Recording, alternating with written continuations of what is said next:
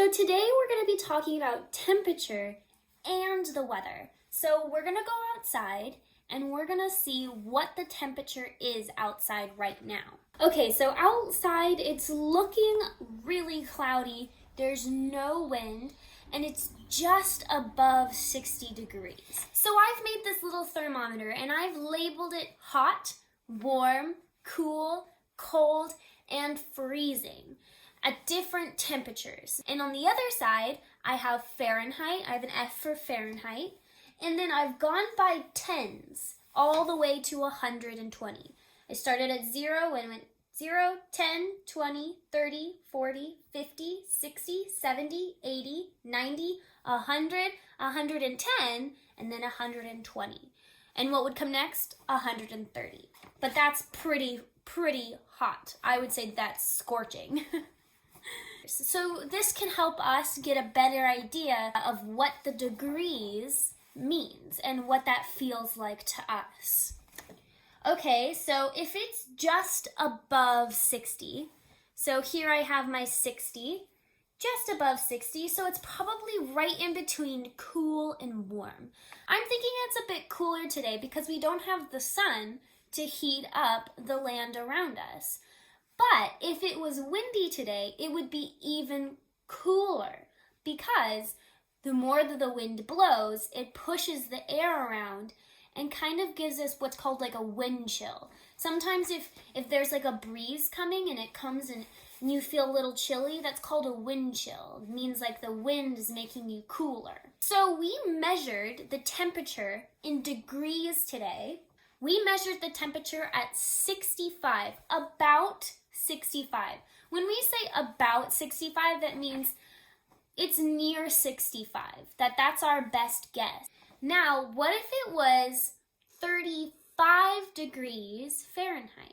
If it was 35 degrees Fahrenheit, let's go. All right, I see 30, and now I see in between 30 and 40, that's about where 35 would be. So I'm going to go right there and go across. That would be cold. 35 degrees Fahrenheit would be pretty cold. You'd probably want to wear a coat. So what you need to know about a thermometer is a thermometer measures the air temperature. And it measures how hot or how cold the air outside is. So different times of the day, it's different temperatures, right? So at noon, it's warmer than it is at nighttime. So around 12 and 1 is when it's the hottest. That's because the sun has been out for a long time now. It's been out for a few hours, and it's been heating the ground. During the day, it's hottest around noon, 1 or 2, depending on the season it is. So if it's winter time, that means that there's less sun. So there's less sun in the wintertime than there is in the summer, and that's why summer is hotter than winter.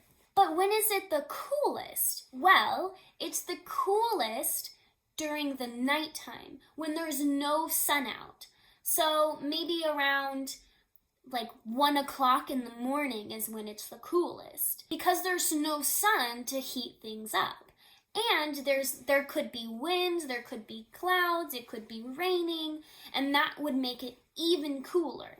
So the more sun there is, the warmer it will be, and the less sun there is, the colder it will be. That's a good frame of reference when talking about temperature. What even is the difference between day and night? Well, day is when the sun is out, and night is when the sun isn't out. But what about when the sun is setting or rising? In the morning, when the sun finally comes out, we get this beautiful, like orangish glow around. And that's called sunrise. That's when the sun comes up in the morning time. During the sunrise, the sun is low in the sky, really low, almost so that you can't see it. It might be hidden behind some trees, or you may not even see the whole sun yet. The sun is typically first visible. You can see the sun first around maybe like 6 or 7 in the morning. Sunset, on the other hand, is when the sun is no longer visible in the sky. So when you've had the whole day and the sun has gone past and it's gotten hot, and then towards nighttime, the sun starts to set and you get this beautiful orange glow around and the sky starts to darken and the sun is lowering. That's called sunset. It's when the sun is setting down for the night. And the sun sets usually around 5, 6, or 7, depending on the season it is. So, depending on the season, the sunrise and the sunset can be at different times. So, your question for this week, if there's clouds all day long, how will that affect the temperature? I'm going to have a challenge question for this week. This week, your challenge question is, what do you think is the difference of temperature between where we live and where someone else lives, maybe across the world? So someone in India or Asia might have different weather than here. What do you think? Why do you think that? What is your hypothesis? Let me know, and then next week we'll find out.